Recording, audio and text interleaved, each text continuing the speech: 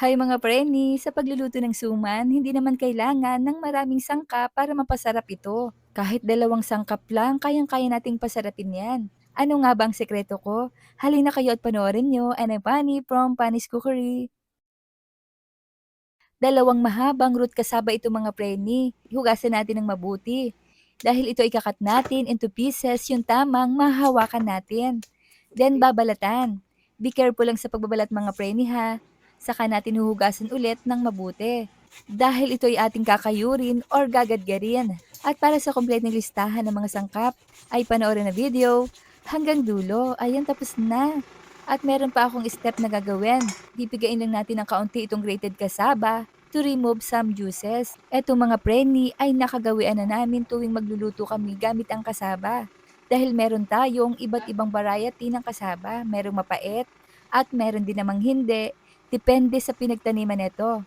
Iset aside natin ang juice for 30 minutes at ito ay ating paghihiwa-hiwalayin para sa gagawin nating pagsusukat. Para naman alam nyo rin kung gaano kadami at yung gagawin natin. Ayan, at bali 4 and 3/4 cups ito mga preni. 30 minutes later ay nakatining na ito. I-separate natin ang starch mula dito sa juice. Then itapon na natin ang juice, hindi na natin ito kailangan.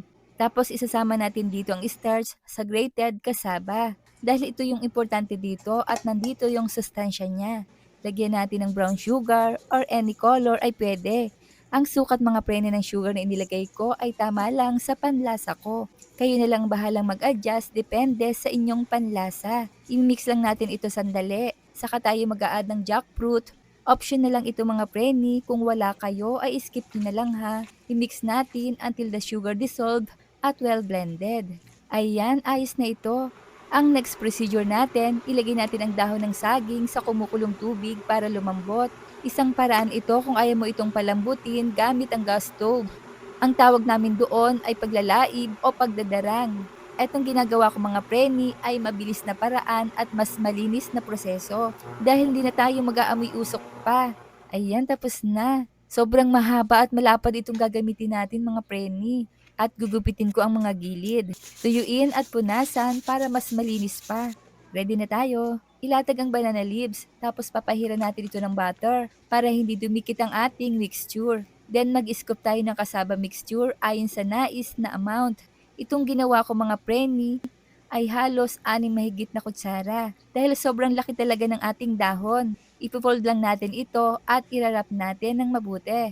Napakadali lang, kaya mas maganda malapad talaga ang dahon. Kailangan mahigpit ang pagkakabalot para hindi ito bumuka. Suman is light. Napakadali lang, biruin mo naman 2 sangkap lang ang pagsasamahin natin. Magkakaroon na tayo ng masarap at nakakabusog na merienda. Ang isa mga friend ay nilakihan ko ng gawa. Bali ang sukat nito ay 10 tablespoon mahigit. Halos doble na ng suma nating ginawa. At ready na tayo, maaari na nating lutuin. Maglalagay lang ako dito ng dahon sa ilalim. Saka natin ilalagay sa kaserola ang mga suman. Dapat maayos ang paglalagay mga preni para maganda naman ang outcome. Lalagyan ko rin ng dahon itong mga gilid para masikip ang loob ng kaserola. Saka maglalagay ng tubig na tamang makocover ang suman. Turn on the heat on medium. I-cover natin and boil for about 50 minutes to 1 hour to make sure mga preni na nalutong mabuti ang ating suman.